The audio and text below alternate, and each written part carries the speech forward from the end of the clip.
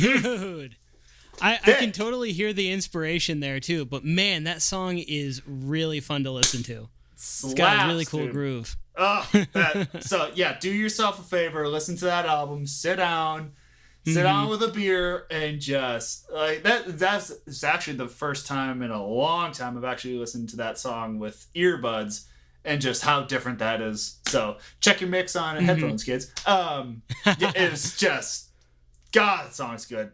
Every part of it, the little key change in there, to this day I still don't know. I'd like to do some research. There was the solo in there. I'm pretty damn sure is a trumpet that is mic'd through some sort of guitar stack. It sounded very trumpety to me, and I was like, man, yes, a trumpet in this song? That's so out of left field, but I kind of love it. Yeah, there are horns all over the album. There's crazy good. I forget his name. And also, their front guy has got a range. I remember this back in 2012 when this album came out.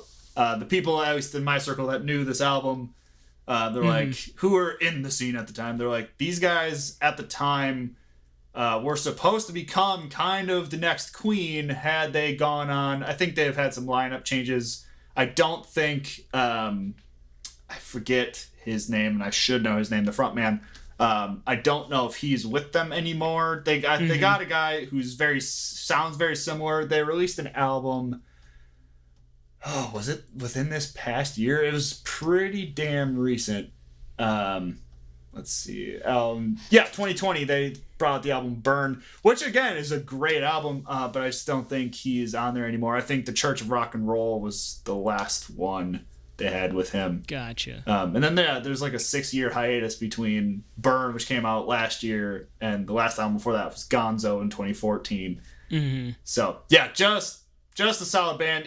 So that album, The Church of Rock and Roll, is super solid. The album before that, the self-titled one, is equally as good. I actually just listened to that for the first time in a long time this past week, and it's awesome. It's great. Yeah, do yourself a favor. If you're in a good mood, this is one of those, like, if you got a road trip, if you've got some time to burn, to really... This isn't an album that I would put on, like, in the background while you're washing dishes. It's like, this is an active listen because it's so high energy. Or you put it on at a party while you're able to listen to it. Yeah, dude. Yeah, it's one of my favorite albums. This was another one that was in that CD packet. Oh, in nice. the old Malibu. So, absolutely. Nice. Yeah. And like you said, I can definitely hear the inspiration between what they do and what you did with that album too, which is a great transition into what song do you want to leave everybody with off of The Story of Stereo City? Wow. What song do you want to close this song out after we're done talking? This is just going to credits roll, and it's going to be one of your tunes. Oh man, that's tough. Wow, man, that's like picking that's like picking which child is your favorite. What guitar you can't get rid of. Do you want me to do you want me to say it, or do you want me to send it to you in the Discord? Just tell me, just so that everybody can hear. Sure. What is the final song that we're going to be listening to tonight? All right, I gotta actually look at them, or I won't be able to tell you. There's a song on here, Stereo City, Just Stay Home, which is whatever the title track. That did get some radio time in Green Bay off of cool. 105.7. They do a homebrew every Saturday, so it wasn't on like mainstream radio, but they had that on there for a couple weeks. Man, that's tough. I'm not gonna give you that 8.5 minute long one. That's just brutal. Tell you what, I'll send you with this I do one. like that one though. I do. That is actually, it's my favorite song on the album. This one's for the boys back at home. It's my favorite song because it combined all of the musical influences I had. The Queen, the Foxy Shazam. There is some MCR in there in the whole album. There's some Metallica in the album. There's some Black Keys. There's some Black Sabbath in there. And I feel like all those artists came together at some point in This One's for the Boys Back at Home. But I'm not going to give you that one. I'm going to give you this one instead, because it's the closing track. before Goodnight My Love, which is kind of like the slow lovey-dovey song that kind of wraps it all up. It's kind of like the epilogue. Yeah. Yeah. So I'm going to give you this one. It's called Rhonda the Shadow. It is a song that you are supposed to be listening to as you're going 90 down the highway. Actually, I got the best review of this song.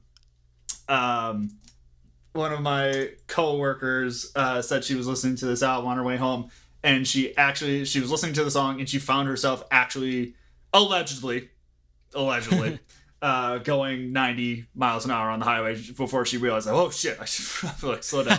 It's a very high energy song. It's a song that is about the first motorcycle I ever owned, and on the surface, if you dig into the song, it's more about wanting to take control of your life again. Like, you were given all these resources, like all these people that were surrounding me at the time. One of the lines in the song is, I'm bored in the backseat. I want to fucking drive. Like, I'm tired of having life and all the things around me determine where I'm supposed to go or where I'm supposed to be doing or what I'm supposed to be doing. Like, I want to take control of my life again. Kind of like when you're driving a motorcycle. It's completely on you. That bike isn't going to drive itself. If you let it, it's probably going to kill you. So you have to take control of it, and you have to be completely responsible for it. So my bike is sampled in there in the bridge. It's a fun song to end on. It's fast paced. Tuck, we finish our shows off with it. It's my favorite. It's played in an open D tuning with a little bit of slide in there for the main riff, and it's I'm trying to think of maybe the influence that's on it. I think this is maybe the most original Tuck song, because I don't ever really remember pulling a specific influence on it. So yeah, there you go. Let's send you off with that one. It's called Rhonda the Shadow.